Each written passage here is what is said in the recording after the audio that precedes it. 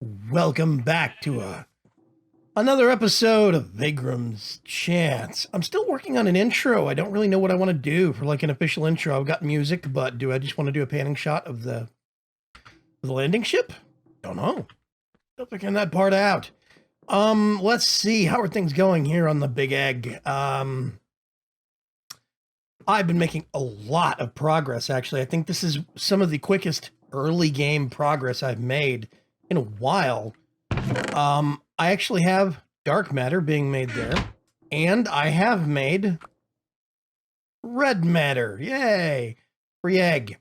This is a friend that was left by Mr. Preacher. I have stolen your sunglasses, Dr. Preacher. So, he's got a chicken named Vaygrim left for us in Ode to Our Forgecraft 2 series. I actually think that's adorable. I'm going to have to move the little bugger, though, because he can't stay right here in the middle of my work area. I just don't have anything to... Actually, maybe I can make a safari net real quick, but I don't know if the safari net's going to keep... Actually, I think a golden... What is it? Yeah, that's the one. I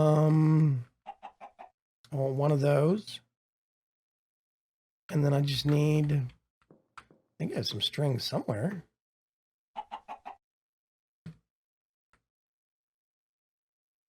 Goodness gracious. 1, 2, 3, 4.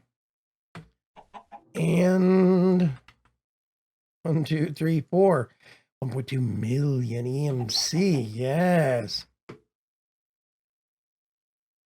I don't think that's right.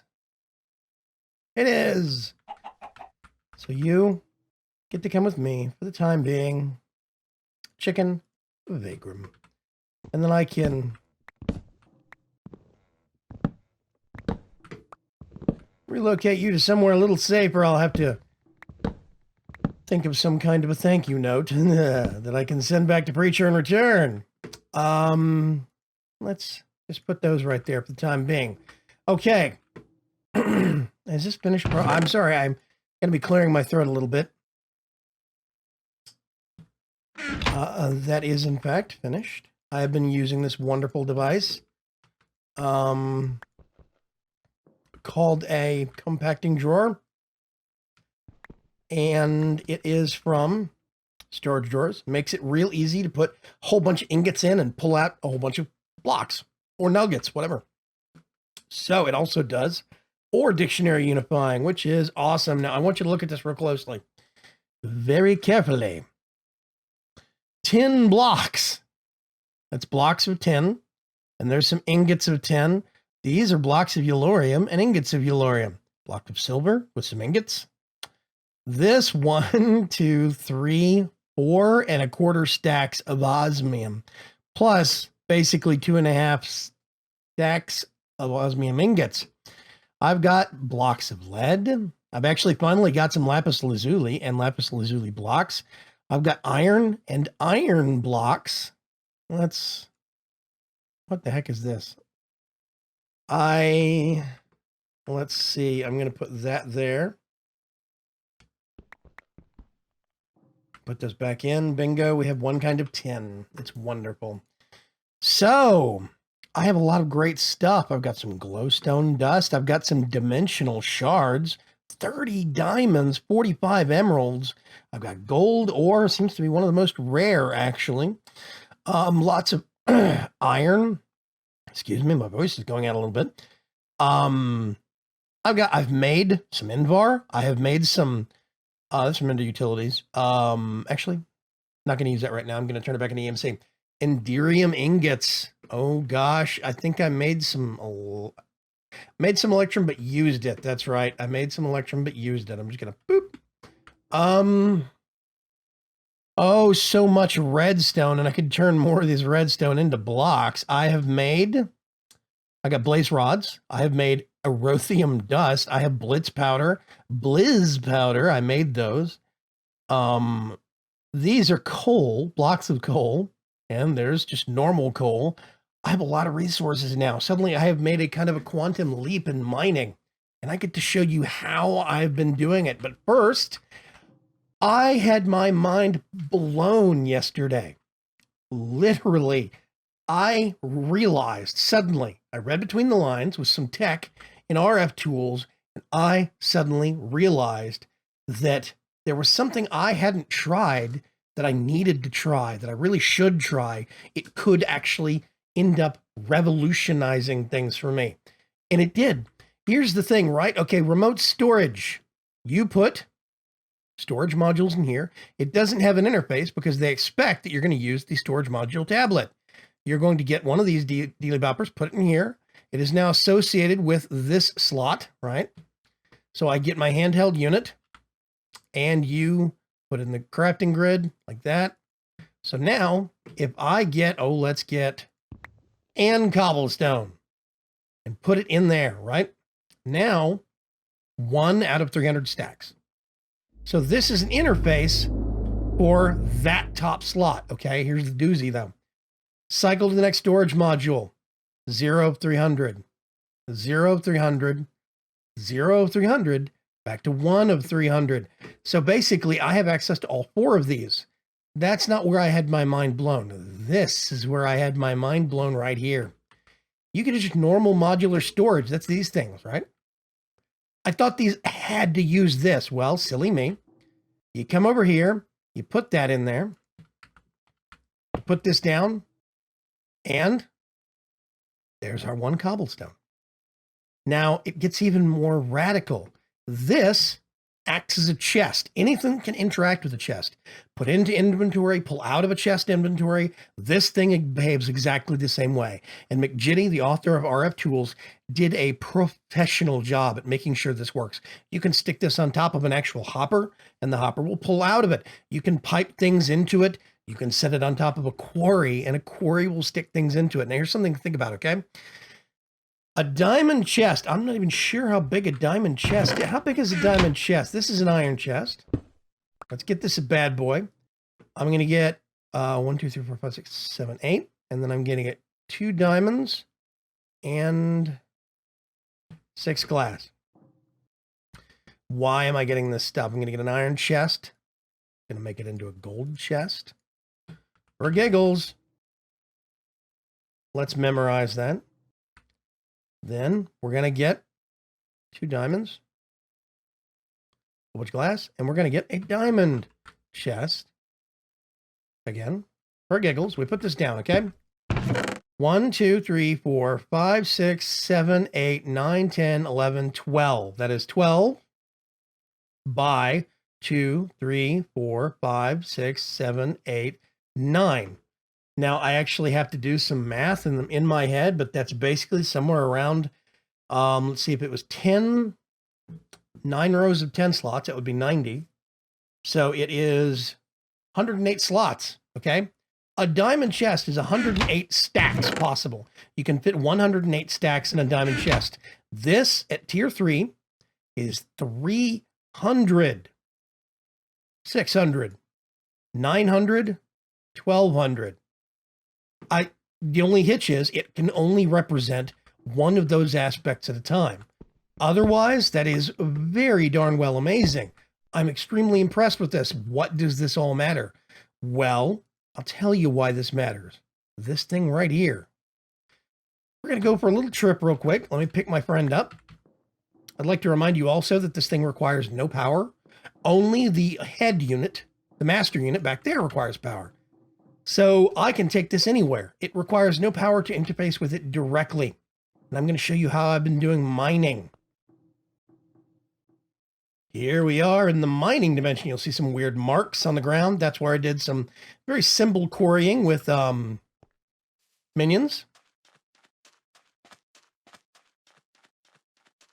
Very easy early game thing. All you need is basically 10 experience and a steady food supply. I'm going to come right over here. Let's just knock out some space. Right like this. Put that up there, that up there. I have a set of supplies that I'm going to be using. Let's get this out, and I'm going to pull this one out for the time being. Okay, so the builder block, I'm going to put it right there. This is actually used for building specifically. Basically what you do is you get this and you can give it a pattern, scan pattern into a card or whatever. You can also use these things called shape cards. Now, here's the really tricky thing that I discovered. There is a shape card, quarry. There's a shape card, silk quarry. There's a shape card, fortune quarry, clearing quarry, clearing silk quarry, clearing fortune quarry. What does the clearing mean? Well, if you look at this thing, right? You just right click on it when it's in your hand. You can say void. If I take this checkbox off, we're going to keep all stone. But of course, this is not silk touch, so it's not going to find any stone. I could say keep all the cobblestone, or keep all the sand, keep all the netherrack. Reference or dictionary for all equivalents of this. So I have a set of coordinates. This is a 40 by 40 block, a square, that's basically 64 blocks tall. I'm actually going to do 65, whoops, for reasons. And I have it offset. It is centered on this, except it's set -32. What does that mean? Well, it's going to be set in the ground. I get this and put it in here. Support preview mode disabled. Now, suddenly, I have this. These are the blocks that represent exactly where this thing is going to mine. This is the dimensions in the entire area, all the way over here. Now, basically, this is not a clearing one, okay? Let's turn those off. I'm actually going to do that. Whoops. I'm going to put this on top, okay? This has got the one cobblestone in it. This is set to void or ignore, basically, since it's an actual, since it's not a clearing quarry, it's just going to ignore everything that's got an X over it. So it is going to ignore stone. It's going to ignore cobble, dirt, gravel, sand. It's not going to touch it at all. It will grab netherrack, though. It will grab it, and instead of voiding it, it's going to bring it here. Now, if I put this in a clearing quarry, and I say, do that, it would not mine it, and it would erase it from the world. This would make a big hole, minus any water, lava, and ore. So, actually going to leave that on for kicks. We're going to put that right in there. I'm actually going to get this. Let's put that there. Let's put that there. Flip that upside down. That is going to start consuming lava and pumping power out. This is already full. Let's get that. I'm actually going to do this and turn that on. We're going to flip the lever. And now I right clicked and I turned it off, I think. It's going through. I could do a single run and stop is what it's set to. If I click this in, it will keep doing it continuously. Moving blocks make a sound. Moving blocks are muted, so I don't hear anything this way. Entities are not moved, like animals or stuff like this. Entities are moved. We can go ahead and do that. Clear cows out of the way, anything that gets in the way. And now you can see suddenly I have stuff coming in from somewhere, quote unquote. I have 300 stacks worth of space. I come back and check on this periodically. I've got a cycle to next storage module. Once this starts getting full, how can I tell if it's full? Well, I can check it remotely. This is all the same storage medium. It really is awesome, and I love it. Let's see, we're right on. Wow, that is pro chunk lining right there. Okay, I'm going to put that there. That's just a personal anchor. That will not work while I'm offline. I have to be offline to keep this area loaded, but it keeps a 3x3 area loaded, which means I think this does chunk loading itself. I'm not sure. So you can see it goes all the way down to Y level 1, and then it will go in and start back over again. I get that every once in a while. You'll notice, by the way, let me turn this off. Stuff's getting turned into dirt. These are things in the world that do not count as actual blocks. Like this has dirt block. It doesn't have grass block. It doesn't know there's a difference. And that is one thing I need to talk to McJitty about. But it does not know that there's a difference between dirt blocks and grass blocks. So it grabs the grass blocks, which is why you sometimes get dirt. That's just the top layer of grass, but it's not being silk touched, so it gets turned into dirt. I get all the limestone. I get all the marble. There's the granite, andesite. I'm getting some iron. I've already got some osmium. I've got some silver. There's the sandstone. Oh, gosh. This is stuff from the top that it is picking up as it kills plants, trees. You see? Everything that's not a tile entity, it will mine. What that means is everything that is not somehow programmed to the purpose or interactable. This is technically not interactable, but it has a functional purpose. It is doing something. It's a tile entity in programming terms. These are all the same way. Even the lever has a state, a switchable state. It is a tile entity, so you can keep track of that state. Just like this does, it's keeping track of whether it's on or off based upon if I'm online or offline. That is basically something that turns it into a tile entity, that makes it. In order to make it do that, you have to program it to be a tile entity. Basically, you can't have, like, logs are not tile entities. Grass, they're not tile entities. When you break grass, it is checking for loot, quote unquote, a loot table to see what drops. Otherwise, grass does nothing. It sits there. It does not actually have any other background function. Same with the little dead bush. So this is going to be cycling through. Now, here's the only hitch. In the manual, I think even in NEI, let me look at this real quick. So we actually have, there's the dimension builder, the creative dimension builder, the builder block. This is what I'm using. Now, reduces power consumption, increases building speed. Somewhere I actually saw a power estimate on this thing for 300 RF, I think 300 RF per tick. Now, it seems like it uses a lot more than that. I cannot be the judge of that. So basically, when I have this filled up with 10 million RF, it powers through that very, very quickly. I'm counting zeros. Yeah, 10 million RF. It powers through that very, very quickly. And then when it gets to the bottom, it slows down a little bit. You notice it's going a little bit slower. So I'm going to leave this here. But we can check its progress right here. You see, it's picking up shards from Thaumcraft.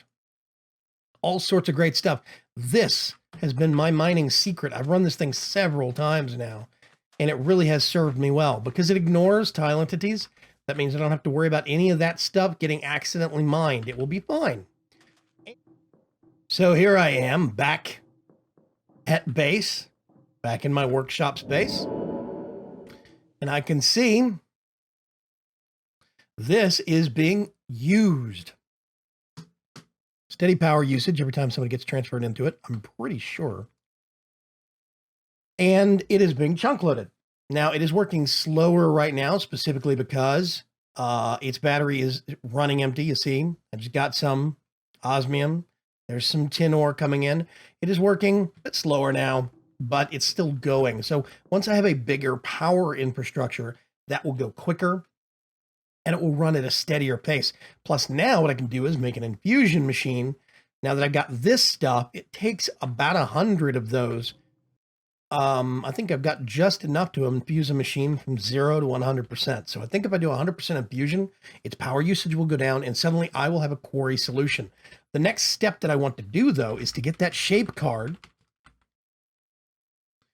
And I want to turn it into a, fortune shaped card.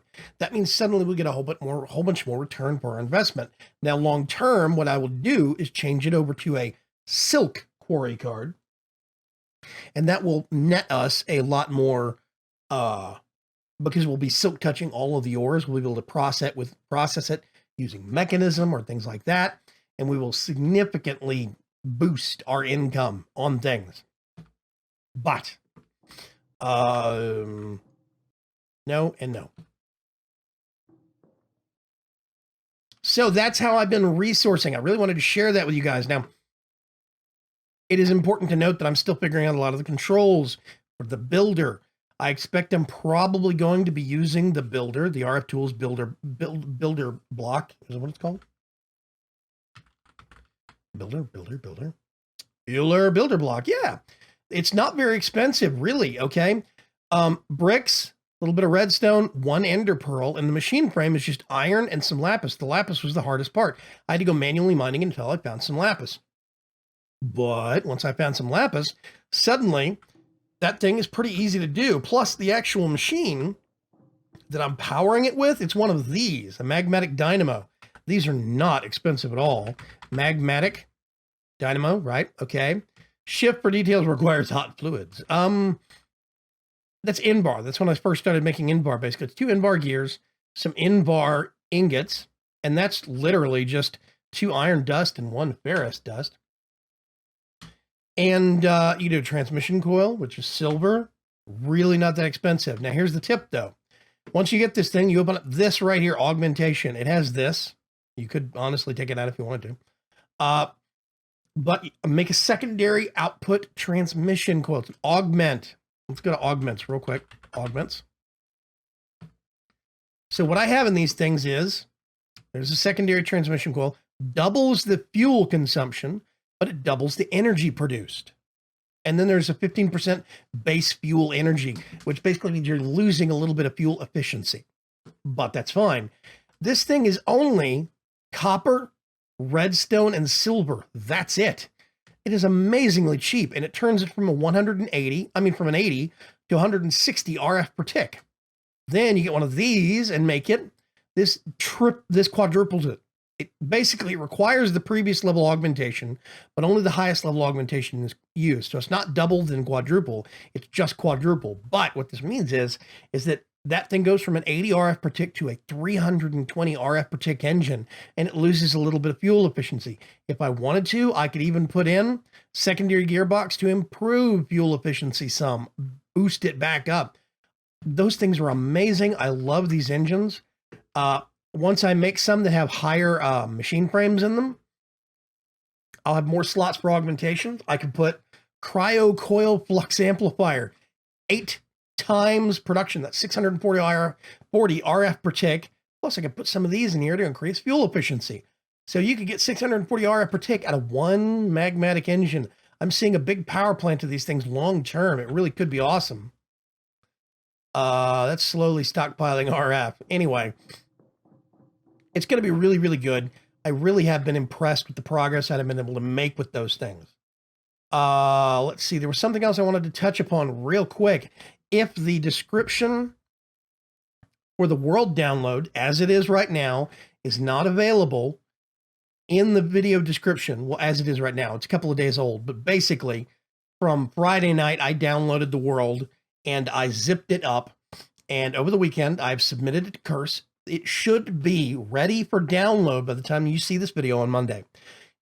If it is not, then it has been delayed on Curse's end for some reason because of the holidays. They're short-staffed. Give them time. That first world download will be available some point in the next few days. Just be patient. But I will try to either post a link in this video or Wednesday's video, one of the two, and make sure that you guys have a link to the page where that download is going to be happening. It's going to be a very, very big deal. Now, let's see. There was something else I wanted to go over. Most people know with Project E how this whole system works. The energy collector gets light level, and it turns it into EMC, turns it into energy.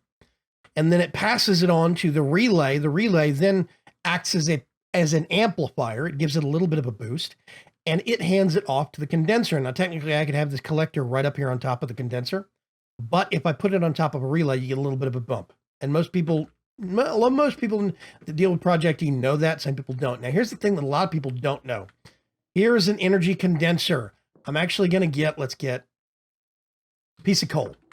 Now, I want you to watch this very carefully. Da-da-da-da-da-da. What just happened? Let's get a few more pieces of coal. Da-da-da-da-da. It is upgrading the matter state. You see? It boosts it. You'll see this is collecting energy right here, and this little bar is filling up. While it's filling up, what it's doing is it's getting EMC, and it is turning this into the next state of fuel. Now, there are lower level caps for the energy collectors. Collector. So look at these. It's a Mark 1. Maximum storage, 10,000 EMC. Mark 2, 30,000 EMC, and a Mark 3 is 60,000 EMC. So there's maximum upgrade levels that these can do. And they have more slots the higher level you have over here. I can put these over here. And basically, this is going to go. You see, when this gets full, what it's going to do is it's going to get this, bump it all the way over to here to this slot, and this will get moved over. Just watch this. Here, any minute now, it's actually going to kick that over. There we go.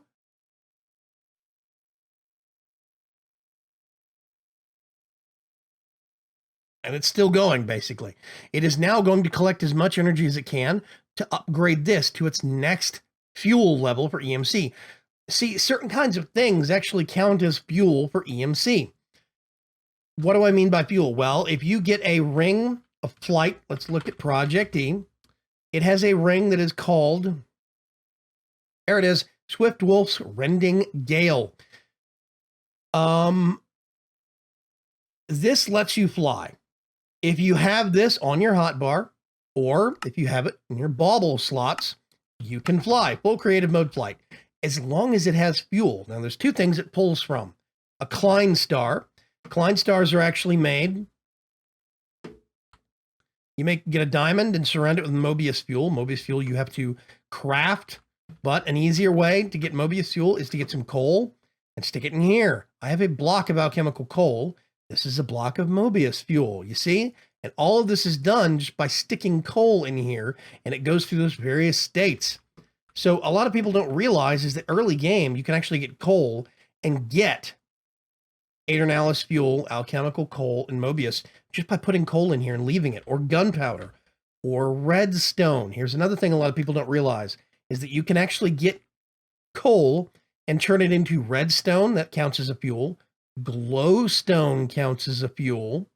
Blaze powder counts as a fuel. Blaze rods count as a fuel. Redstone blocks, glowstone blocks. Oh gosh, what else? Gunpowder counts as a fuel.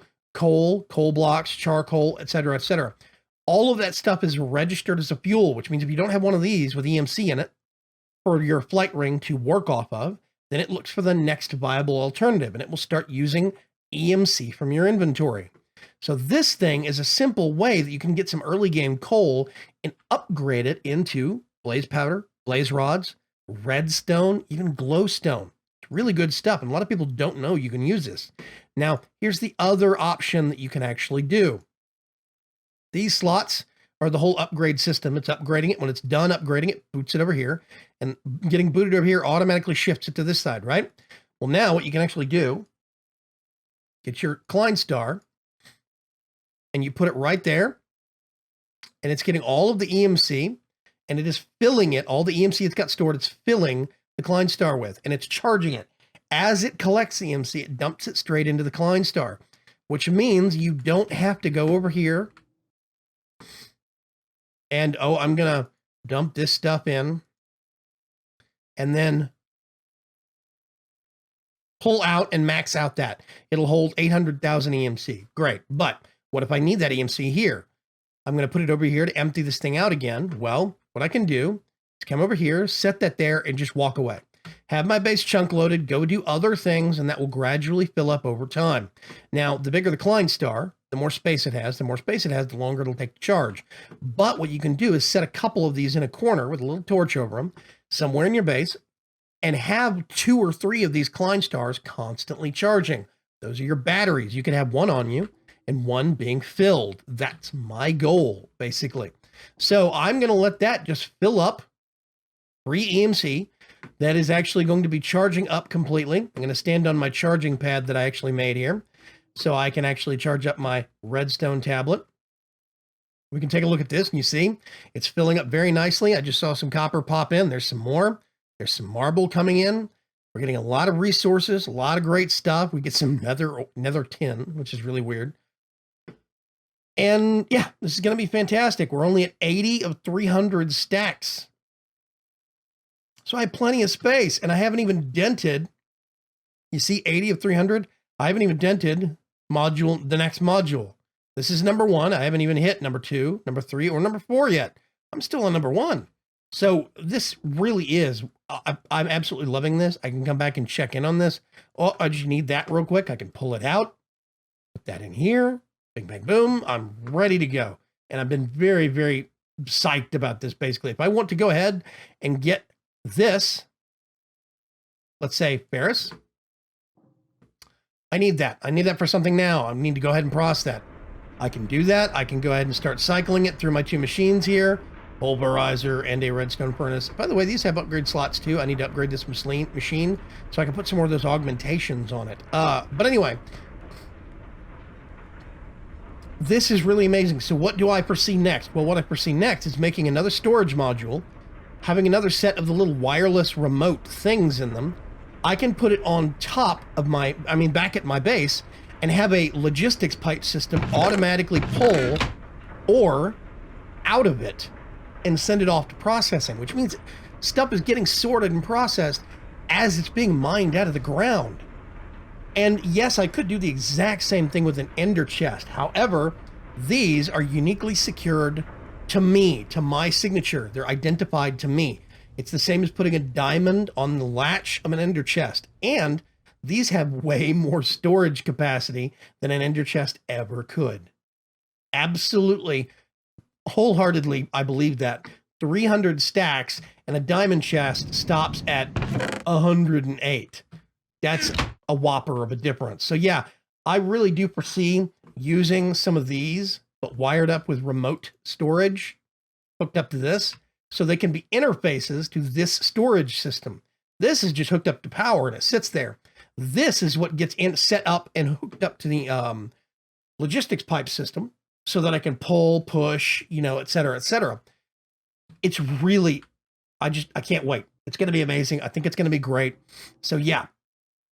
Now I have my stockpile of cobblestone, 26,624. This is going to be getting used on the Wednesday's episode. I'm going to start building the framework. Yes, it is cobblestone. It's going to look ugly, but once we get it made, we can make a swapping wand. Swapping wand. And I can actually, this is the exact same thing as a wand focus of equal trade from Thaumcraft. But once we do this, I can actually make a swapping wand, and then I can start swapping out the entire structure for laboratory blocks. And it will go very, very quickly. But this is going to be the initial structure, the framework. Once I get everything built for the core building itself, and I can start moving up into it and moving things and spreading out and kind of, spreading my wings, then I'm going to actually swap everything out for cobblestone to lab blocks, and it'll be glorious. Just FYI, I'm going to start repurposing. I'm going to check with the guys first. Basically, the way that I designed this habitat ring, there is a living quarters and then a workstation space just below each living quarters. That was the intentional design. There's storage above, kind of room space, or there's private space, public space, and then workshop space, right? Well, a lot of the guys have already fled the ship and gone off to find resources, settle their own little outposts, and start generally colonizing this planet.